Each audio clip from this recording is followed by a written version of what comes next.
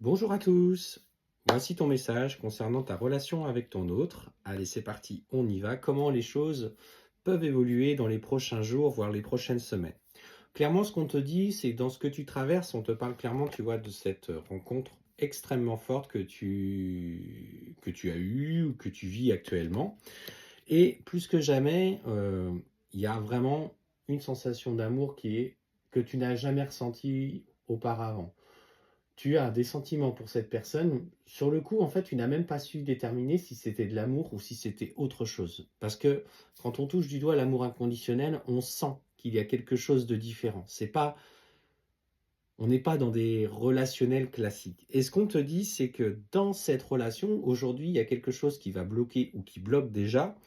Et clairement, il s'agit pour toi de comprendre que c'est en lien avec une vie antérieure que vous avez traversée où il y a eu un échec sentimental dans la connexion avec cette âme, que qu'aujourd'hui en fait vous ne parvenez pas tous les deux à dépasser dans le lien. Donc tu estimes avoir bien travaillé, avoir conscientisé certaines blessures, mais dans cette vie présente. Mais aujourd'hui, on te dit clairement, va chercher des informations dans tes vies passées.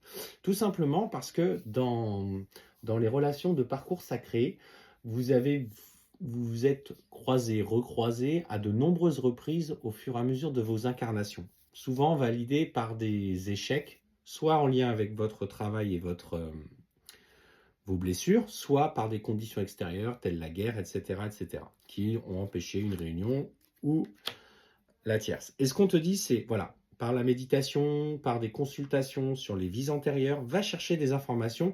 Ce qu'on te dit surtout, c'est, voilà, il faut que tu arrives à t'apaiser, à te recentrer sur toi. Peut-être des méditations de pleine conscience, c'est-à-dire que tu te poses dans un endroit, tu pratiques des techniques de respiration, ou par de la méditation guidée sur les vies antérieures. Alors là, pour le coup, c'est plus simple pour ceux qui ne parviennent pas ou qui n'ont pas la pratique de la méditation dans la durée. Donc ça peut être un excès qui est beaucoup plus simple. Mais ce qu'on te dit, c'est qu'effectivement, il est temps pour toi d'aller chercher ces informations dans des vies antérieures. Aujourd'hui, ça bloque à cause de ça.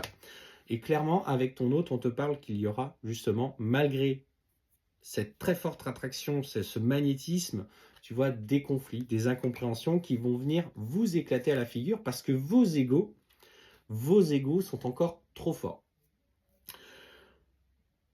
Allez chercher déjà pour vous-même la rupture avec ce cycle de pensée que vous avez quotidiennement, euh, ce cycle égotique personnel, toujours à vous poser des questions, qu'est-ce que sera demain, comment on va faire, etc., etc., etc. Est-ce qu'il va être prêt à un moment donné?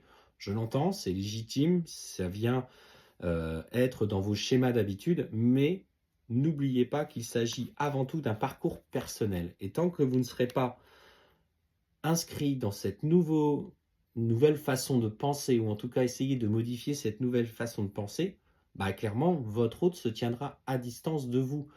Là, pour le coup, je ne vous jette pas la pierre, on ne se change pas du jour au lendemain, mais c'est surtout d'apaiser. J'ai vu des commentaires, notamment sur une vidéo de Sabrina, où les gens disaient « Ouais, c'est toujours la faute des femmes, c'est ci, c'est cela ». Mais arrêtez de vous apitoyer sur votre sort. On ne dit pas que c'est la faute de telle ou telle personne. On te dit, c'est prends conscience des blessures qui sont encore présentes au fond de toi, parce que là, clairement, pour cette personne, on était dans une réaction égotique.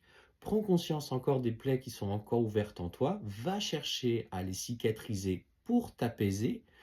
Comprends que dans le lien qui t'unit à cette personne, vous avez quelque chose de particulier, mais qu'il est là, dans cette incarnation, et là on parle d'incarnation d'âme, il est là pour mettre en lumière quelque chose chez toi. Et c'est simplement ça. Sauf que si tu es dans trop la virulence, les difficultés, effectivement, il y a des comportements de runner qui sont de trahison, de non-respect. Et ça, je l'entends très bien. Eh bien, si ça rime pas avec vous, c'est OK, mais servez-vous des interactions que vous avez eues avec votre autre pour grandir, pour vous apaiser, pour vous-même, parce que vous le méritez, et vous traversez ça parce que vous le méritez. C'est aussi simple que ça. Et ce qu'on vous dit, c'est que clairement, aujourd'hui, dans cette relation, vous êtes à la croisée des chemins. Tu peux faire le choix de le mettre complètement de côté et d'avancer pour toi, malgré ce que vous avez ressenti et ce qui est extrêmement fort. Mais aujourd'hui, si vous vous intéressez à la spiritualité, vous voyez bien que beaucoup d'énergies sont en train de changer. Je sais qu'il y a beaucoup de gens parmi vous qui sont éveillés, qui ont des ressentis. Aujourd'hui, ce qu'on ressent, c'est qu'il y a une évolution des âmes.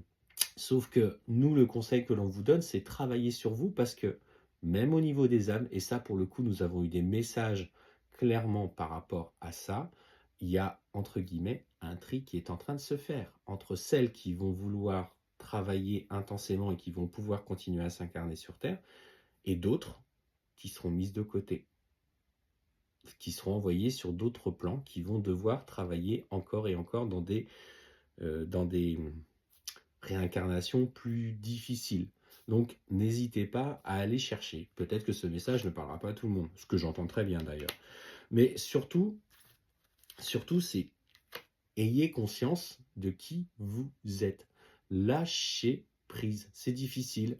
Il faut être dans l'instant présent. Il faut vivre son moment. Il faut s'aimer. Et ce qu'on te dit, c'est que avec cette personne, malgré cette rencontre forte, tu vois, toi qui es certainement dans ce début de parcours sacré, on te dit clairement que de toute façon, les disputes, pour le moment, vont causer la rupture.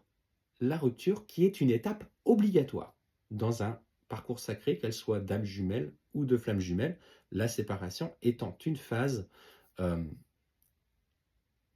de travail et de conscientisation personnelle. Donc, vous allez vous inscrire. Mais ce qu'on te dit, c'est que dans ce chemin-là, ton potentiel, après la nuit noire de l'âme, va pleinement se révéler. Tu vas être guidé et on te dit que les réponses sont déjà en toi.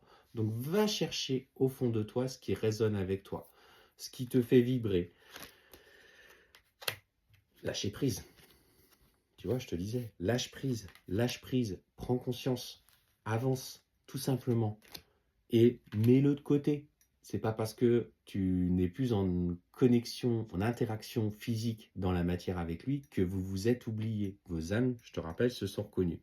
Et en lâchant prise, tu vas entraîner très rapidement des changements imminents. Le temps n'existe pas. Le temps est votre allié dans ces parcours-là.